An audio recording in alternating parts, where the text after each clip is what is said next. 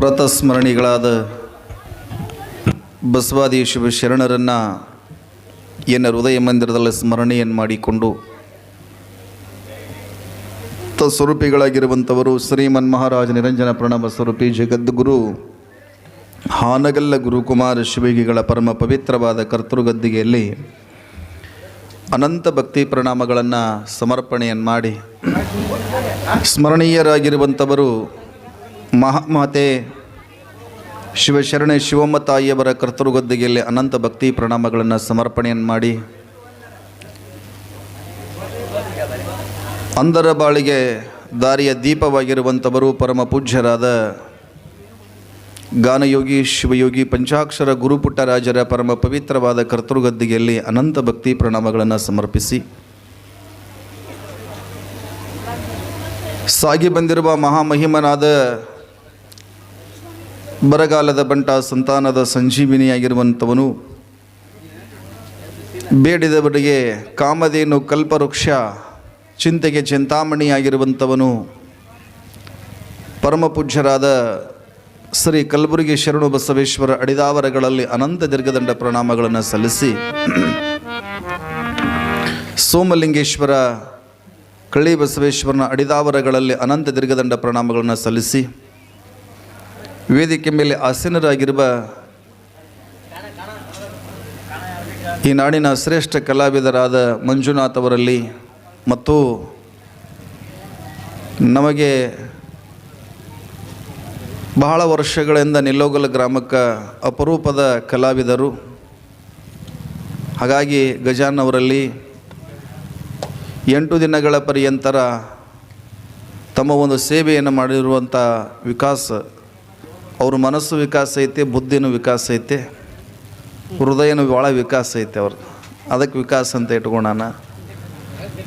ಅದಕ್ಕೆ ವಿಕಾಸ ಹುನಗುಂದವರಲ್ಲಿ ಇವತ್ತಿನ ಪರಮ ಪವಿತ್ರವಾಗಿರುವ ಸನ್ನಿಧಾನದಲ್ಲಿ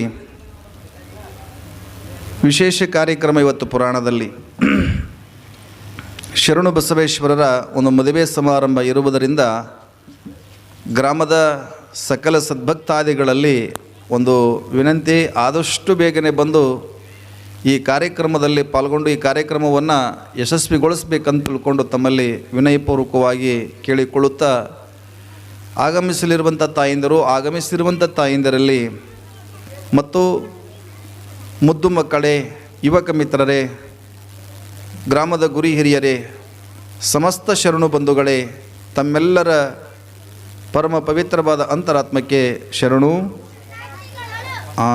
ಶರಣು. ಅಮೃತ ಪರಮಾಮೃತ ಶರಣರಾಚರಿತಾಮೃತ, ಅಮೃತ ಪರಮಾಮೃತ ಶರಣರಾಚರಿತಾಮೃತ,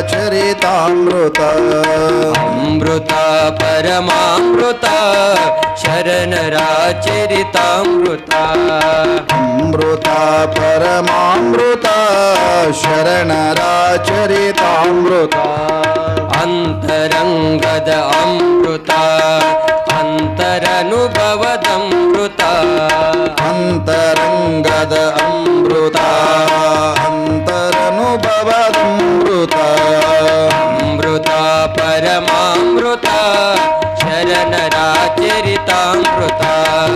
ಅಮೃತ ಪರಮಾಮೃತ ಶರಣರಾಚರಿತಾಮೃತ,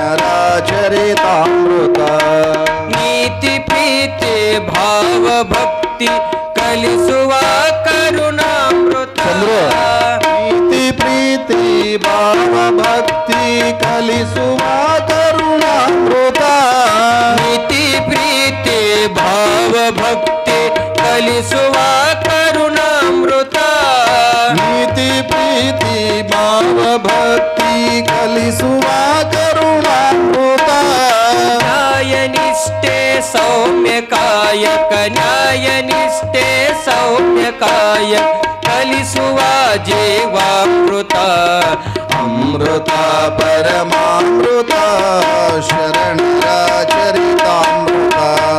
ಅಮೃತ ಪರಮಾಮೃತ ಶರಣರಾಚರಿತಾಮೃತ, ಸಾವು ನೋವಿಗೆ ನೋವಿಗೆ ದಾರಿ ತೋರು ನಿತ್ಯ ನೂತನದಮೃತ. ಸಾವು ನೋವಿಗೆ ದಾರಿ ತೋರುವ ನಿತ್ಯ ನೂತನದಮೃತ. ಸಾವು ನೋವಿಗೆ ದಾರಿ ತೋರುವ ನಿತ್ಯ ನೂತನದಮೃತ. ಸಾವು ನೋವಿಗೆ ದಾರಿ ತೋರುವ ನಿತ್ಯ ನೂತನದಮೃತ. ಮನದ ಮೈಲಿಗೆ ತೊಳೆಯುವಂತ ಮನದ ಮೈಲಿಗೆ ತೊಳೆಯುವಂತ ಮಂಗಲದ ಮಹದಮೃತ. ಅಮೃತ ಪರಮಾಮೃತ ಶರಣರ ಚರಿತಾಮೃತ. ಅಮೃತ ಪರಮಾಮೃತ ಶರಣರ ಚರಿತಾಮೃತ. ಭಕ್ತಿಯೇ ಭಕ್ತಾಮೃತ ಜ್ಞಾನವೇ ಜ್ಞಾನಾಮೃತ. ಭಕ್ತಿಯೇ ಭಕ್ತಾಮೃತ ಜ್ಞಾನವೇ ಜ್ಞಾನಾಮೃತ. ಭಕ್ತಿಯೇ ಭಕ್ತಾಮೃತ ಜ್ಞಾನವೇ ಜ್ಞಾನಾಮೃತ. ಭಕ್ತಿಯೇ ಭಕ್ತಾಮೃತ ಜ್ಞಾನವೇ ಜ್ಞಾನಾಮೃತ. ಭಕ್ತಿ ಜ್ಞಾನ ತ್ಯಾಗ ಬೆರೆತ ಭಕ್ತಿ ಜ್ಞಾನ ತ್ಯಾಗ ಬೆರೆತ ಶರಣರ ಚರಿತಾಮೃತ. ಅಮೃತ ಪರಮಾಮೃತ ಶರಣರ ಚರಿತಾಮೃತ.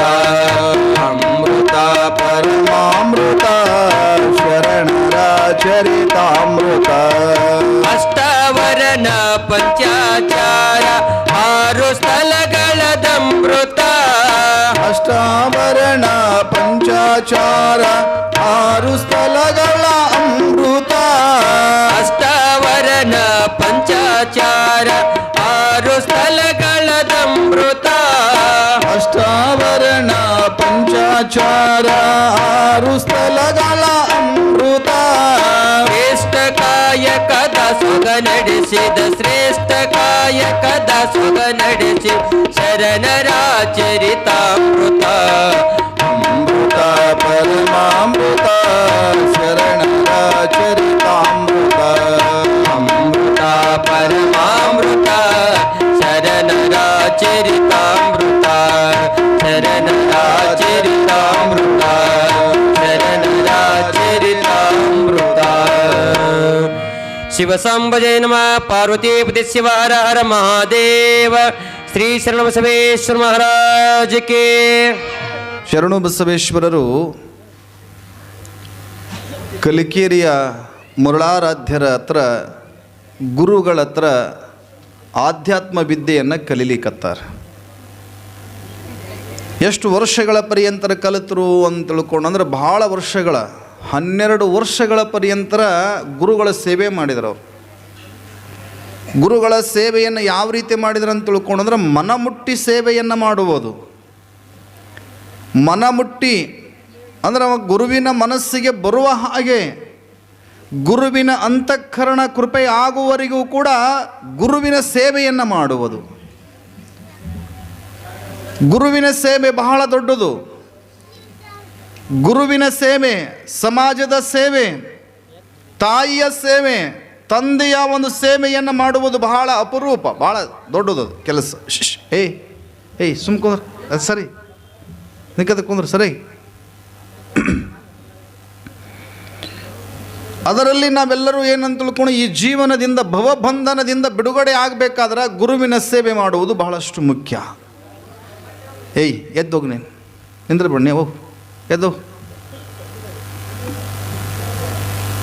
ಬಹಳಷ್ಟು ಅಪರೂಪ ಯಾರು ಗುರುವಿನ ಮುಟ್ಟಿ ಗುರುಗಳಾಗಿರ್ತಾರೆ. ಗುರುವಿನಲ್ಲಿ ಎಂಥ ಒಂದು ಶಕ್ತಿ ಅದ ಅಂತ ತಿಳ್ಕೊಂಡಂದ್ರೆ ಬಹಳಷ್ಟು ಅದ್ಭುತವಾಗಿರುವಂಥ ಒಂದು ಶಕ್ತಿ ಅದ. ಗುರು ಏನು ಮಾಡ್ತಾನೆ ಅಂತ ತಿಳ್ಕೊಂಡಂದ್ರೆ ಗುರು ತನ್ನಂತೆ ಮಾಡಿಕೊಳ್ಳುವಂಥ ಒಂದು ಶಕ್ತಿ ಗುರುವಿನೊಳಗದ. ಒಬ್ಬ ಶಿಷ್ಯ ಹೋಗಿ ಸೇವೆ ಮಾಡಿದ್ರೆ ಅಂತ ತಿಳ್ಕೊಂಡಂದ್ರೆ ಆ ಗುರುವನನ್ನು ತನ್ನಂತೆ ಮಾಡಿಕೊಳ್ಳುವಂಥ ಶಕ್ತಿ ಅದ. ಗುರು ಮುಟ್ಟಿ ಗುರುವಾದ.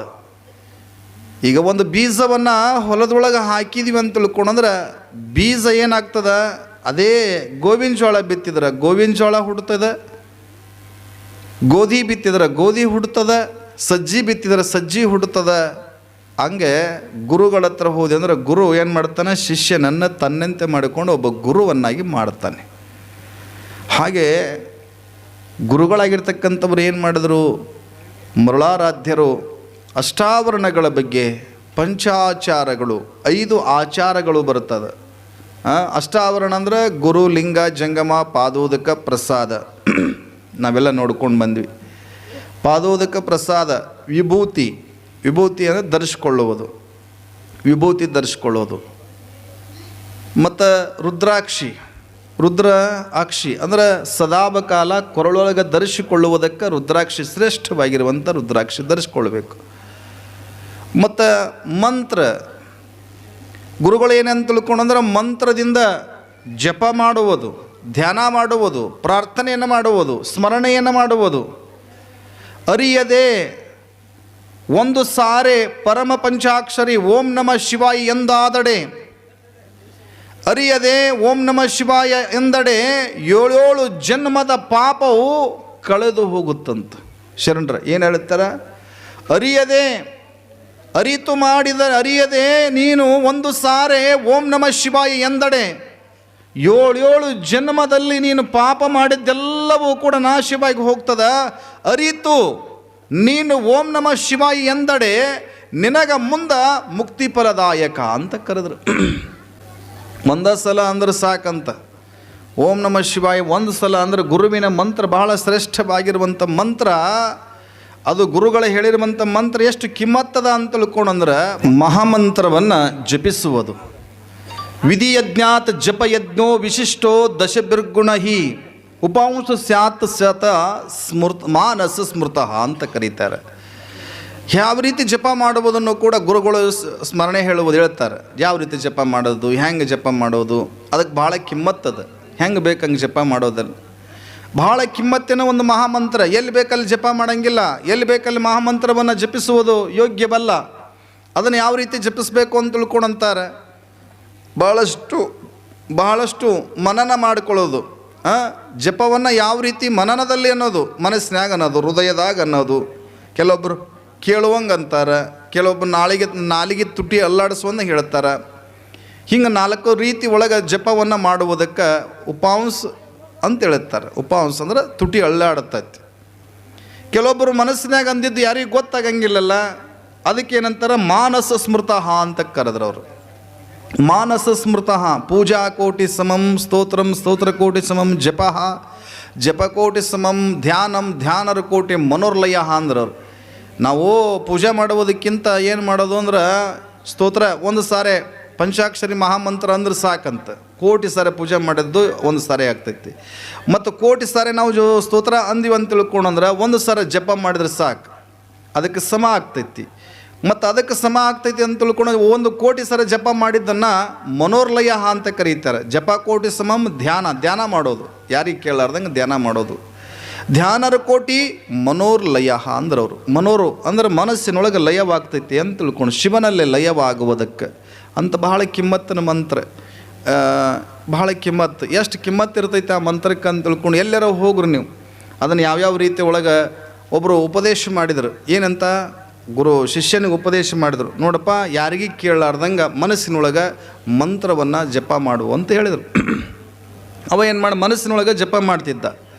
ಆದ್ರೆ ಒಂದಿನ ಹಿಂಗೆ ಹೊಂಟಿದ್ದ ಹೋಗಬೇಕಾದ್ರೆ ಒಬ್ಬ ಮಡಿವಾಳರು ಒಬ್ಬ ಬಟ್ಟೆ ತೊಳೆಯಕತ್ತಿದ್ದ. ಅವ ಏನಂತಿದ್ದ, ಬಟ್ಟೆ ತೊಳಿಬೇಕಾದ್ರೆ ಹಿಂಗೆ ಜೋರಾಗಿ ಹಿಂಗೆ ಮ್ಯಾಕ ಬಟ್ಟೆ ಎತ್ತಿದ್ದ, ಹಿಂಗೆ ಹೊಡಿತಿದ್ದ, ಹಿಂಗೆ ಓಂ ನಮಃ ಶಿವಾಯ ಅಂತಿದ್ದ, ಹಿಂಗೆ ಬಟ್ಟೆ ಒಗಿತಿದ್ದ. ಓಂ ನಮಃ ಶಿವಾಯ ಅಂತಿದ್ದ, ಹಿಂಗೆ ಬಟ್ಟೆ ಒಗಿತಿದ್ದ.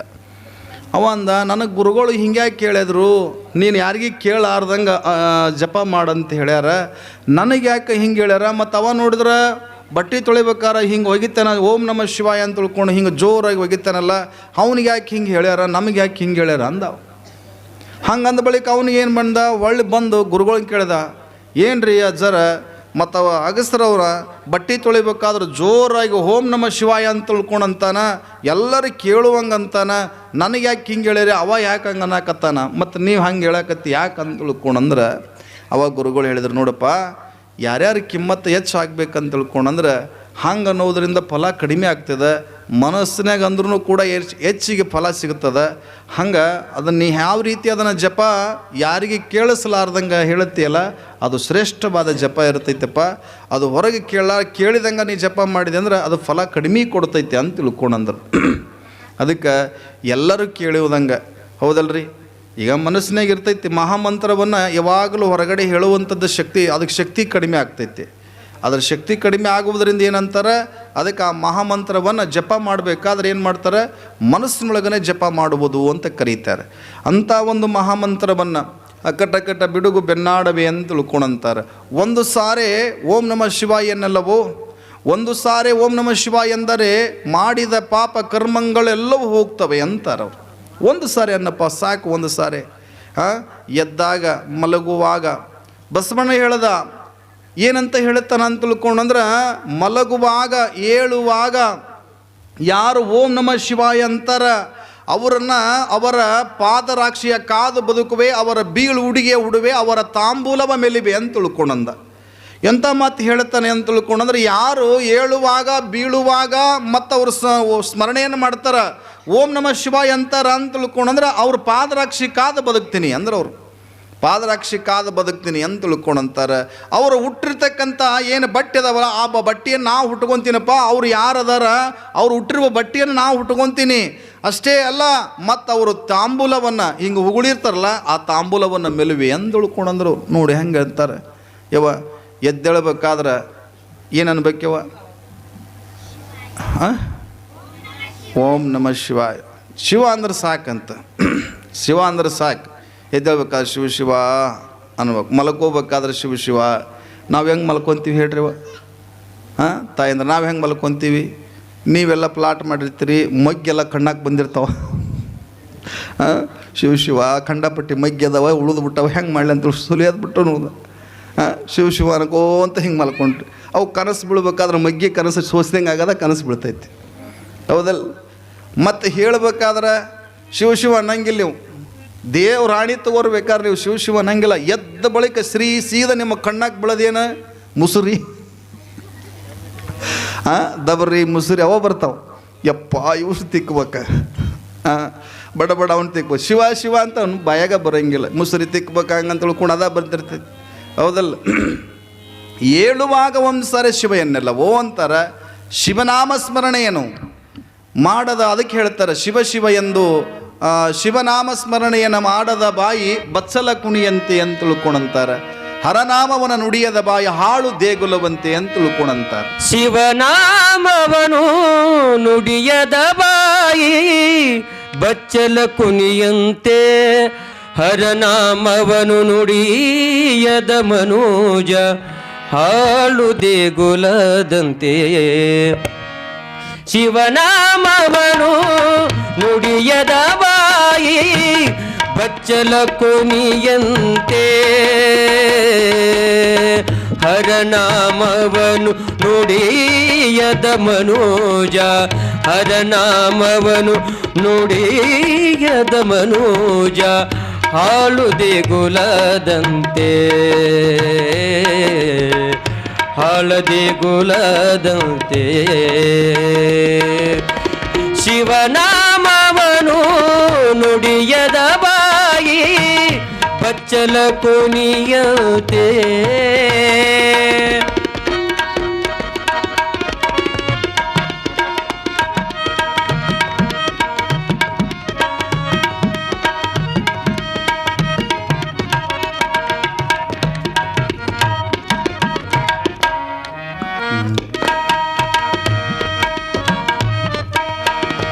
ದುಷ್ಟನಟರು ಊರ ತುಂಬ ಇದ್ದಾರೆ, ಪರಕುಲ ಜನರಂತೆ.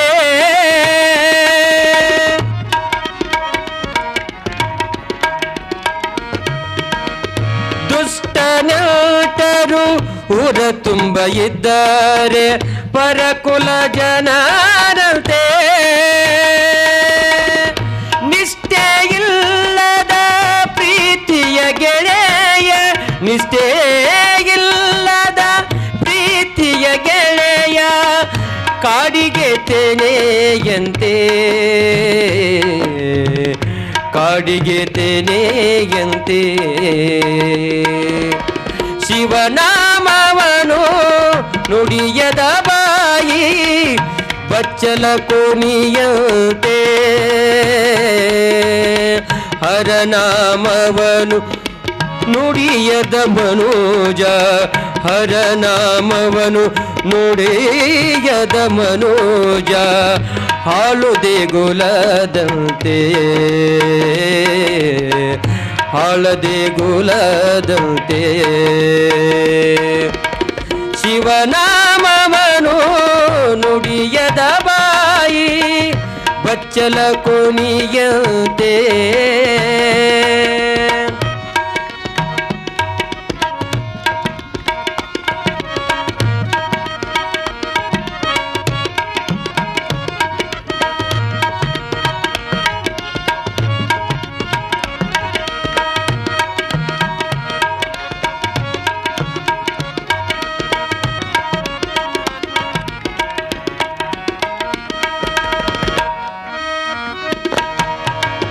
ಸೃಷ್ಟಿಯೊಳಗೆ ನಮ್ಮ ಪುರಂದರ ವಿಠಲನ ಆ ಆ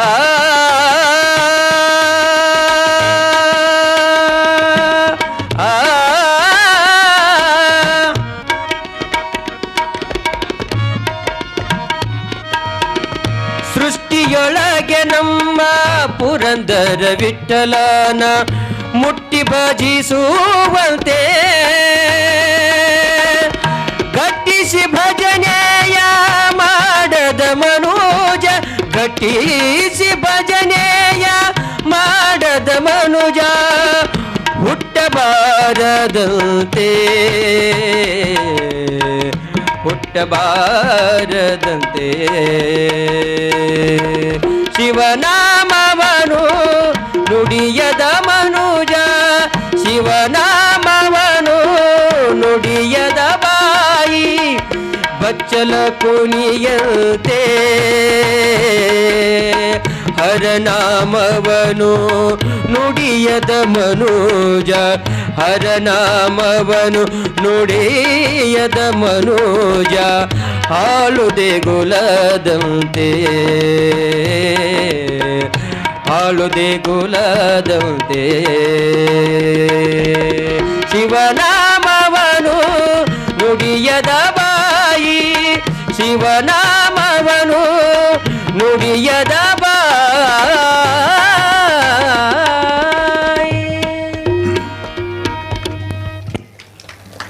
ಶಿವನಾಮವನ್ನು ನುಡಿಯದ ಬಾಯಿ ಬಚ್ಚಲ ಕುಣಿಯಂತೆ. ಅಷ್ಟಾಭರಣಗಳಲ್ಲಿ ಗುರು ಲಿಂಗ ಜಂಗಮ ಪಾದೋದಕ ಪ್ರಸಾದ ವಿಭೂತಿಯನ್ನು ಯಾವ ರೀತಿ ಧರಿಸ್ಕೊಳ್ಬೇಕಂದ್ರೆ ನಿಮಗೆಲ್ಲ ಗೊತ್ತದ. ಆ ವಿಭೂತಿ ಧರಿಸ್ಕೊಂಡ್ರೆ ಏನಾಗ್ತೈತಿ, ದುರ್ಲೇಖನ ಅಂತ ಕರೀತಾರೆ. ನಮ್ಮ ಹಣೆಯ ಮೇಲಿರುವಂಥ ಹಣೆ ಬರ ಬದಲಾಗ್ತೈತಿ, ಅದಕ್ಕೆ ದುರ್ಲೇಖನ ಅಂತಾರೆ. ಮತ್ತು ರುದ್ರಾಕ್ಷಿ ಮಂತ್ರದ ಬಗ್ಗೆ ಸಾಕಷ್ಟು ನಿಮಗೆ ಗೊತ್ತಿರುವ ಹಾಗೆ ಏನಂತ ತಿಳ್ಕೊಂಡ್ರೆ, ಯಾರು ಅರಿಯದೆ ತಿಳಿಯದೆ ಅರಿತು ಒಂದು ಸಾರಿ ಅಂತ ಕರೆದ್ರವರು. ಹಾಗೆ ಪರಮ ಪಂಚಾಕ್ಷರಿ ಮಹಾಮಂತ್ರವನ್ನು ಎಲ್ಲಿ ಬೇಕಲ್ಲಿ ಜಪ ಮಾಡೋಕ್ಕೆ ಬರೋದಿಲ್ಲ. ಗುರುಗಳು ಹೇಳಿ ಕಳಿಸ್ಯಾರ. ಏನಂತ ದೀಕ್ಷೆ ಕೊಟ್ಟಾಗ ಹೇಳ್ತಾರೆ, ಹಿಂಗ ಜಪ ಮಾಡ್ಬೇಕಂತಂದು ನಿಯಮ ಅದ. ಆ ರೀತಿ ಒಳಗೆ ಅದನ್ನು ಸ್ಮರಣೆ ಮಾಡೋದು, ಆ ರೀತಿ ಒಳಗೆ ಬಹಳ ಕಿಮ್ಮತ್ತಿನಿಂದ ಸ್ಮರಣೆ ಮಾಡಿದಾಗ ಮಾತ್ರ ಅದು ಸಾಧ್ಯ ಅದ. ಅದನ್ನು ಎಲ್ಲಿ ಬೇಕಲ್ಲಿ ಹೇಳಕ್ಕೆ ಬರೋದಿಲ್ಲ. ಗುರುಗಳಾಗಿರ್ತಕ್ಕಂಥವರು ಪಂಚಾಕ್ಷರಿ ಮಹಾಮಂತ್ರವನ್ನು ಯಾರು ಸ್ಮರಣೆ ಭಕ್ತಿಯಿಂದ ಸ್ಮರಣೆ ಮಾಡ್ತಾರೆ, ನಂಬಿ ಕರೆದಡೆ ಓ ಎನ್ನನೇ ಶಿವನು ಎನ್ನುವ ಹಾಗೆ ಯಾರು ಭಕ್ತಿಯಿಂದ ಸ್ಮರಣೆಯನ್ನು ಮಾಡ್ತಾರೆ, ನಿಮಗೆಲ್ಲರಿಗೂ ಕೂಡ ಭಗವಂತನ ಒಲಿಮೆ ಆಗ್ತೈತಿ. ಒಲದೇ ಒಲಿತಾನೆ. ಅದಕ್ಕೆ ಪರಮಾತ್ಮನ ಒಲಿಮೆ ಆಗ್ಬೇಕಂತ ತಿಳ್ಕೊಂಡ್ರೆ ನೀವೇನಂತ ತಿಳ್ಕೊಂಡ್ರೆ, ಯಾವಾಗಾದರೂ ಒಂದು ಸಾರಿ, ದಿನಕ್ಕೊಂದು ಸಾರಿ ಲಿಂಗ ಪೂಜೆಯನ್ನು ಮಾಡ್ಕೋಬೇಕಾದ್ರೆ ಒಂದು ದಿನ 108 ಸಲ ಅಂತಿರ್ತಾರೆ. ಅನಿವಾರ್ಯವಾಗಿ ಅವಾಗ ಅಂತೀರಿ, ಅನ್ನಲೇಬೇಕು. ಆದ್ರೆ ನಮಗೆ ಲಿಂಗನೇ ಇಲ್ಲರಿ, ಯಾವಾಗ ಅನ್ಬೇಕು ನಾವು ಅಂತ ತಿಳ್ಕೊಂಡು, ಕಸ ತೆಗಿವಾಗಾದ್ರೆ ಅನ್ರಿ, ಮುಸುರಿ ತಿಕ್ಕಬೇಕಾದ್ರೆ ಶಿವ ಅನ್ರಿ. ಮತ್ತು ಹೊಲಕ್ಕೆ ಹೋಗ್ಬೇಕಾದ್ರೆ ಶಿವ ಅನ್ಕೊಂತಾರ ಹೋಗ್ರಿ. ಒಟ್ಟು ನಿಮಗೆ ಯಾವಾಗ ಸಮಯ ಸಿಗ್ತೈತಲ್ಲ, ಸಮಯ ಸಿಕ್ಕಾಗ ಆ ಸಮಯವನ್ನು ವ್ಯರ್ಥ ಮಾಡಲಾರ್ದಂಗೆ ಕರೆನೇ ಹೇಳ್ರಿ. ಬೇಕಾದ್ರೆ ನಾವು ಇಷ್ಟೆಲ್ಲ ಇದೀವಲ್ಲ, ನಾವು ಆ ಸಮಯವನ್ನು ಯಾವಾಗಲೂ ದೇವರಿಗಾಗಿ ಮೀಸಲಿಟ್ಟಿಲ್ಲ. ಸಮಯ ಇಟ್ಟಿವನ್ರಿ, ಇಲ್ಲರಿ ಒಂದು 10 ನಿಮಿಷ ದೇವ್ರ ಕಡೆ ಪೂಜೆ ಮಾಡೋಣ ಅಂತ ತಿಳ್ಕೊಂಡು ಒಬ್ರರ ಅಂದಿರನ ಜಗಲಿ ಮ್ಯಾಗ ದೇವ್ರ ಅವು ಅಮಾವಾಸ್ಯೆ ಉಣಿಗೊಮ್ಮೆ ದೇವ್ರ ನೀರು ಕಾಣ್ತಾವೆ. ಅಲ್ಲಿ ನಮ್ಮೂರಾಗ ಹಂಗಿಲ್ಲ, ಬೇರೆ ಕಡೆ ಹೇಳಕತ್ತೀನಿ ನಾನು. ಅಮಾವಾಸ್ಯೆ ಉಣಿಗೊಮ್ಮೆ ಪೂಜೆ ಮಾಡಿ ದೇವ್ರು ಕಾಣ್ತಾವೆ. ಹಂಗಂದ್ರೆ ಏನು? ಮತ್ತು ದೇವ್ರ ಕಡೆ ನಮಗೆ ಲಕ್ಷ್ಯನೇ ಇಲ್ಲ, ಬರೀ ನಮ್ಮದ ಐತೆ ಅಂತ ತಿಳ್ಕೊಂಡ್ರೆ ಅರ್ಥ ಏನು?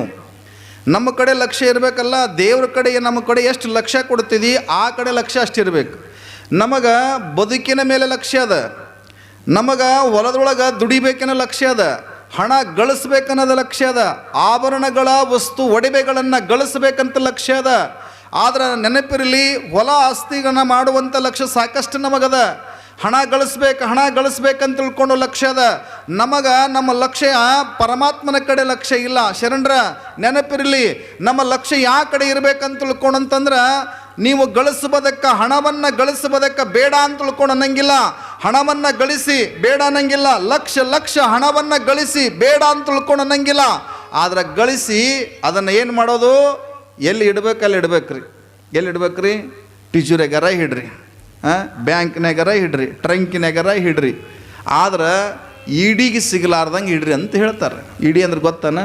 ಸರ್ಕಾರದವ್ರು ಬಂದು ನೀವು ಅಕಸ್ಮಾತ್ ನೀವು ಹೆಚ್ಚಿಗೆ ದುಡ್ಡು ಗಳಿಸಿದ್ರಿ ಅಂತ ತಿಳ್ಕೊಂಡ್ರೆ ಅವ್ರು ಬಂದು ನಿಮ್ಮನ್ನು ರೈಡ್ ಮಾಡ್ತಾರೆ.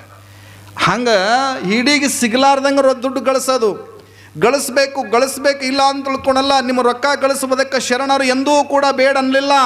ಆದ್ರೆ ಹೆಂಗೆ ಗಳಿಸ್ಬೇಕಂತ ತಿಳ್ಕೊಂಡ್ರೆ, ನಾನು 100 ವರ್ಷಗಳ ಪರ್ಯಂತರ ಬದುಕುತ್ತೇನೆ ಅಂತ ತಿಳ್ಕೊಂಡು ಹಣವನ್ನು ಗಳಿಸ್ಬೇಕಂತ. ಅದನ್ನು ಬಳಸಬೇಕಾದ್ರೆ ನಾಳೆ ಶರಣು ಬಸವೇಶ್ವರರ ತೇರು ನಡೆಯಕತ್ತದ, ನಾನು ಒಂದಿಷ್ಟು ಪಟ್ಟಿ ಕೊಟ್ಟು ನಾನು ಕೂಡ ಪುಣ್ಯ ಕಟ್ಕೋಬೇಕಂತ ತಿಳ್ಕೊಂಡು ನಾಳೆ ಇದನ್ನು ಪುಣ್ಯ ಕಟ್ಕೋ ಬರ್ತೈತೆ ಅಂತ ತಿಳ್ಕೊಂಡು ಇವತ್ತ ಗಳಿಸ್ಬೇಕಾದ್ರೆ ನಾನು 100 ವರ್ಷಗಳ ಪರ್ಯಂತರ ಬದುಕುತ್ತೇನೆ ಅಂತ ತಿಳ್ಕೊಂಡು ಹಣವನ್ನು ಗಳಿಸುವುದಕ್ಕೆ ಬೇಡ ಅನ್ನಂಗಿಲ್ಲ. ಆದರೆ ಬಳಸಬೇಕಾದ್ರೆ ಇದು ಪುಣ್ಯದ ಕಾರ್ಯಕ್ಕೆ ಸಲ್ಲಲಿ ಅಂತ ತಿಳ್ಕೊಂಡು ಅದನ್ನು ಒಂದಿಷ್ಟು ಪುಣ್ಯದ ಕಾರ್ಯಕ್ಕೆ ಬಳಸಬೇಕಂತ. ಹಣ ಗಳಿಸಕ್ಕೆ ಬೇಡ ಅನ್ನಂಗಿಲ್ಲ. ನಮ್ಮ ಲಕ್ಷ್ಯ ಹಣವನ್ನು ಗಳಿಸುವುದರೊಳಗೆ ನಮ್ಮ ಲಕ್ಷ್ಯ ಅದ. ಆದರೆ ನಮ್ಮ ಲಕ್ಷ್ಯ ಪರಮಾತ್ಮನ ಕಡೆ ಲಕ್ಷ್ಯ ಇಲ್ಲ. ನಮ್ಮ ಲಕ್ಷ್ಯ ಪರಮಾತ್ಮನ ಕಡೆ ಲಕ್ಷ್ಯ ಇಲ್ಲ. ನಮ್ಮದು ಯಾರ ಕಡೆ ಐತೆ? ಹಣ ಗಳಿಸುವುದರೊಳಗೆ ಲಕ್ಷ್ಯ ಐತೆ. ಅವ್ರು ಕೊಡ್ತಾರೆ, ಇವ್ರು ಕೊಡ್ತಾರೆ, ಲಕ್ಷ್ಯ ಹಿಂಗದ. ಅದಕ್ಕೆ ಪರಮಾತ್ಮನ ಕಡೆ ಲಕ್ಷ್ಯ ಕೊಟ್ಟರೆ ಅಂದ್ರೆ ಪರಮಾತ್ಮ ನಿಮ್ಮ ಕಡೆ ಲಕ್ಷ್ಯ ಕೊಡ್ತಾನ. ಶರಣರ ನೆನಪಿರಲಿ, ಪರಮಾತ್ಮ ಒಂದು ಸಾರಿ ನಿಮ್ಮ ಕಣ್ಣು ತೆರೆದು ನೋಡಿದರೆ ಸಾಕು, ನಿಮ್ಮ ಭಾಗ್ಯದ ತೆರೆದು ಹೋಗ್ತೈತಿ. ಅದಕ್ಕೆ ಪರಮಾತ್ಮನ ಕಡೆ ನಾವು ಲಕ್ಷ್ಯ ಕೊಡಲಿಲ್ಲ ಅಂತ ತಿಳ್ಕೊಂಡ್ರೆ ನಮ್ಮ ಕಡೆ ಅವು ಲಕ್ಷ್ಯ ಕೊಡೋಂಗಿಲ್ಲ. ಅದಕ್ಕೆ ನೀವು ಅಂತೀರಿ, ಏನ್ರಿ ನಾವು ಇಷ್ಟೆಲ್ಲ ದುಡಿತೀವಿ, ದೇವ್ರ ಗುಡಿ ಹೋಗ್ತೀವಿ, ಅಲ್ಲಿ ಹೋಗ್ತೀವಿ, ಎಲ್ಲ ಕಡೆ ಹೋಗಿ ಬರ್ತೀವಿ, ಹೋಗಿರಿ ಬೇಡ ಅಂತ ತಿಳ್ಕೊಂಡಂತಲ್ಲ. ಆದರೆ ಏನಂತ ತಿಳ್ಕೊಂಡ್ರೆ ನಮ್ಮ ಲಕ್ಷ್ಯ ದೇವರ ಮೇಲೆ ಕಡೆ ಇಲ್ಲ. ಈಗ ನೀವು ದೇವ್ರ ಗುಡಿಗೆ ಹೋಗ್ತೀರಿ, ಎಲ್ಲಿಗೆ? ಹುಲಿಗೆಮ್ಗೆ ಹೋಗ್ತೀರಿ, ಯಲ್ಲಮ್ಮಗೆ ಹೋಗ್ತೀರಿ, ತಿರುಪತಿಗೆ ಹೋಗ್ತೀರಿ, ಮಂತ್ರಾಲಯಕ್ಕೆ ಹೋಗಿರಿ, ಕಲಬುರಗಿಗೆ ಹೋಗಿ ಬಂದಿರಿ, ಎಲ್ಲ ಕಡೆ ಹೋಗ್ತೀರಿ. ಈ ವರ್ಷ ಹೋಗಿ ಬರ್ರಿ ಕಲಬುರಗಿ, ಮತ್ತೆ 1-2 ಬಸ್ ಬಿಡಿಸ್ಕೊಂಡು ಹೋಗಿ ಬರ್ರಿ. ಮತ್ತು ಈ ವರ್ಷ ತೇರು ಎಳಿಸಿರಿ, ಮತ್ತೆ ಹೋಗ್ಲಿಲ್ಲ ಅಂದ್ರೆ ಹೆಂಗೆ? ಇದು ಒಂದು ಐತೆ ಅಂದ್ರೆ ಇದು ಅಂತಂದೇನು ಮತ್ತೆ ಇಷ್ಟ ಸಾಕಾಗಿಲ್ಲ ಅಂದೇನು? ಅಲ್ಲ, ನಿಮ್ಮ ಭಕ್ತಿ ನಾ ಹೇಳಕತ್ತಿರೋದು. ನಿಮಗೆ ಇಷ್ಟವಾದವ್ರು ಹೋಗಿ ಬರ್ರಿ ಕಲಬುರಗಿ. ಯಾಕಂದ್ರೆ ವಿಶೇಷವಾಗಿರ್ತಕ್ಕಂಥ ಈ ವರ್ಷ ಕಲಬುರಗಿಯ ಒಂದು ಶರಣ ಬಸಪ್ಪನವ್ರ ಜಾತ್ರೆ ಮಾಡಕತ್ತಾರೆ ನಿಲೋಗರದೊಳಗೆ. ಹಾಗಾಗಿ ಈ ಜಾತ್ರೆ ಆದ ಬಳಿಕ, ಶರಣ ಬಸವೇಶ್ವರರ ಒಂದು ಜಾತ್ರೆ ಆದ ಬಳಿಕ ನೀವು ಯಾವಾಗ ಅನುಕೂಲ ಆಗ್ತೈತೆ ಅನುಕೂಲ ಆದಾಗ ಹೋಗಿ ಬರ್ರಿ. ಇಲ್ಲ ನಿಮಗೆ ಬಸ್ ಫ್ರೀ ಅದಾವಲ್ಲ, ಹೋಗಿ ಬರ್ರಿ ನೀವು. ಯಾಕಂತ ತಿಳ್ಕೊಂಡು ಎಲ್ಲದರಾಗ ನಿಮ್ಮದೈತೆ, ಹೌದಲ್ರಿ? ರೇಷನ್ ಕಾರ್ಡ್ನಾಗ ಫೋಟೋ ನಿಮ್ಮದೈತಿ, ಐತಿಲ್ರಿ? ಬಸ್ ಸ್ಟ್ಯಾಂಡ್ನಾಗೂ ನೀವು, ಬಸ್ನಾಗೂ ನೀವು. ರೇಷನ್ ಕಾರ್ಡ್ನಾಗ ನಿಮ್ಮ ಫೋಟೋ ಇದ್ರೆ 2,000 ರೂಪಾಯಿ ಬರ್ತೈತೆ. ನಮ್ದು ಏನೇನೇ ಇಲ್ಲ, ಅಣ್ಣನ ಬಳಗದವ್ರು. ನಮ್ಮದು ಒಂದು ಫೋಟೋ, ನಮ್ಮ ಫೋಟೋ ತೆಗೆದು ನಿಮ್ಮ ಫೋಟೋ ಹಾಕಿದ್ದು 2,000 ರೂಪಾಯಿ ಬರ್ತೈತಿ, ಇಲ್ಲಂದು ಬರೋಂಗಿಲ್ಲ. ಚೇಂಜ್ ಮಾಡ್ಬೇಕು ಫೋಟೋ, ಅದು 2,000 ರೂಪಾಯಿ ಬರ್ತೈತಿ, ಇಲ್ಲಂದು ಬರೋಂಗಿಲ್ಲ. ಅದಕ್ಕೆಲ್ಲ ಅನುಕೂಲತೆ ನಿಮಗೆಲ್ಲ ಕೊಟ್ಟೈತಿ. ಅದಕ್ಕೆ ಅನುಕೂಲ ಮಾಡ್ಕೊಂಡು ಹೋಗ್ರಿ. ಯಾವಾಗ ಅನುಕೂಲ ಆಗುತ್ತೆ ಅವಾಗ ಹೋಗಿ ಬರ್ರಿ. ನೀವು ಹೋಗಿರ್ತೀರಿ ದೇವಸ್ಥಾನಕ್ಕೆ, ಹೌದಲ್ರಿ? ಹೋಗಿರ್ತೀರಿ. ಹೋಗಿರಿ ಅಂದ ಬಳಿಕ ದೇವಸ್ಥಾನಕ್ಕೆ ಹೋಗಿ ಕೈ ಮುಗಿತೀರಿ. ಕೈ ಮುಗಿಯೋ ಮುಂದೆ ಏನಂತೀರಿ? ಬನಶಂಕರಿಗೆ ಹೋಗಿರಿ ಅಂತ ತಿಳ್ಕೊರಿ. ಬನಶಂಕರಿ ಮೇಲೆ ಕೈ ಮುಗಿಯಕತ್ತೀರಿ. ನೀವು ಯಾರು ಬನಶಂಕರಿ ಅನ್ನಂಗಿಲ್ಲ. ಯಪ್ಪ, ದೇವ್ರ ಮೇಲೆ ಎಷ್ಟು ಬಂಗಾರ ಹಾಕ್ಯಾರ ನೋಡ, ಎಷ್ಟು ಬಂಗಾರ ಹಾಕ್ಯಾರ. ಅದನ್ನು ಬಂದ ಬಳಿಕ ಅದ ಸುದ್ದಿನ ಮಾತಾಡ್ತಾರೆ. ಕಂಡಪಟ್ಟಿ KG ಗಟ್ಟಲೆ ಬಂಗಾರ ಹಾಕ್ಯಾರ ಅದ್ರ ಮೇಲೆ. ಅಲ್ಲಿ ನೀವು ಹೋಗಿದ್ದ ದೇವ್ರು ನೋಡೋಕೆ ದರ್ಶನ ಮಾಡೋಕೆ, ಆದ್ರೆ ನಿಮ್ಮ ಲಕ್ಷ್ಯ ಹೋಗಿದ್ದು ಬಂಗಾರ ಮೇಲೆ. ನಿಮ್ಮ ದರ್ಶನ ಆತನ ಬಂಗಾರ ಮೇಲೆ ನಿಮ್ಮ ದರ್ಶನ ಆಗೈತೆ ಹೊರತಾಗಿ ನಿಮಗೆ ದೇವರ ದರ್ಶನ ಆಗಲಿಲ್ಲ. ಅದಕ್ಕೆ ನಮ್ಮ ಲಕ್ಷ್ಯ ಬಂಗಾರದ ಮೇಲೆ ಐತಿ. ಅದಕ್ಕೆ ದೇವರ ಮೇಲೆ ಬಂಗಾರ ಹಾಕಿರ್ತಾರೆ, ಬೆಳ್ಳಿ ಹಾಕಿರ್ತಾರೆ, ಏನೆಲ್ಲ ವಸ್ತು ಒಡುಗಳನ್ನ ಹಾಕಿರ್ತಾರೆ, ಅದರ ಮೇಲೆ ಲಕ್ಷ್ಯ ಅಲ್ಲ. ಅದರ ಮೇಲೆ ಧ್ಯಾನವನ್ನು ಮಾಡಿ 1-2 ನಿಮಿಷಗಳ ಕಾಲ ಧ್ಯಾನ ಮಾಡಿ ಮುಂದಕ್ಕೆ ಬರಬೇಕು ವಿನಃ ನಮ್ಮ ಲಕ್ಷ್ಯ ಅದರ ಮೇಲೆ ಅಲ್ಲ. ಅದಕ್ಕೆ ಮಂತ್ರವನ್ನು ಜಪ ಮಾಡಬೇಕಾದ್ರೆ ಲಕ್ಷ್ಯ ನಮ್ಮ ಮಂತ್ರದ ಮೇಲೆ ಇರಬೇಕು ವಿನಃ ಮತ್ತೊಂದು ಕಡೆ ಇರಬಾರ್ದು. ಈಗ ನಾವು ಜಪ ಮಾಡಕತ್ತೀವಿ, ಮನಸ್ಸಿನಾಗ ಅನ್ಕೊಂಡು ಅನ್ರಿ ಅಂತ ತಿಳ್ಕೊಂಡು ಅನ್ನಕತ್ತೀರಿ ಅಜ್ಜಾರ. ಆದ್ರೆ ಮನಸ್ಸು ಅನ್ನೋದು ಭಾಳಷ್ಟು ಕೋಡಿ ಮಂಗ್ಯ ಇದ್ದಂಗೆ. ಕಣ್ಣು ಮುಚ್ಕೊಂಡ್ರಿ, ನೀವು ಇಲ್ಲಿ ಕುತ್ಕೊಂಡಿರಿ, ಕಣ್ಣು ಮುಚ್ಕೊಂಡು ಒಂದಿಷ್ಟು ಓಂ ನಮಃ ಶಿವಾಯ ಅನ್ರಿ ಅಂತ ತಿಳ್ಕೊಂಡು ನಾನು ಅಂತಿರ್ತೀನಿ. ಅದು ನಿಮ್ಮ ಮನಸ್ಸು ಎಲ್ಲೆಲ್ಲಿ ಹೋಗಿ ಬಂದುಬಿಡ್ತೈತ್ರಿ. ಅದು ಮನೆಗೆರ ಹೋಗತ್ತೆ, ಒಲೆ ಮ್ಯಾಗ ಹಾಲು ಇಟ್ಟಿದ್ದೇನೆ ಅಂತೈತೆ, ಟಿ ವಿಯಾಗ ಹಿಂಗೆ ಅಂತ ತಿಳ್ಕೊಂಡು ಅಂತೈತೆ, ಹೊಲಕ್ಕರ ಹೋಗತ್ತೆ, ಎಲ್ಲೆಲ್ಲ ಹೋಗಿ ಬಂದುಬಿಡ್ತೈತ್ರಿ. ಅದು ಒಟ್ಟ ಒಂದು ಕ್ಷಣದಾಗ ನಿಲ್ಲಂಗಿಲ್ಲದ ಮನಸ್ಸು. ಅಷ್ಟೊಂದು ಅದು ಏನಂತ ತಿಳ್ಕೊಂಡು ಅಂದರೆ ವೇಗವಾಗಿ ಚಲಿಸುವಂಥ ಚಂಚಲವಾಗಿರುವಂಥ ಮನಸ್ಸೇ ಅಂತ ತಿಳ್ಕೊಂಡಂತಾರೆ ಅವರು.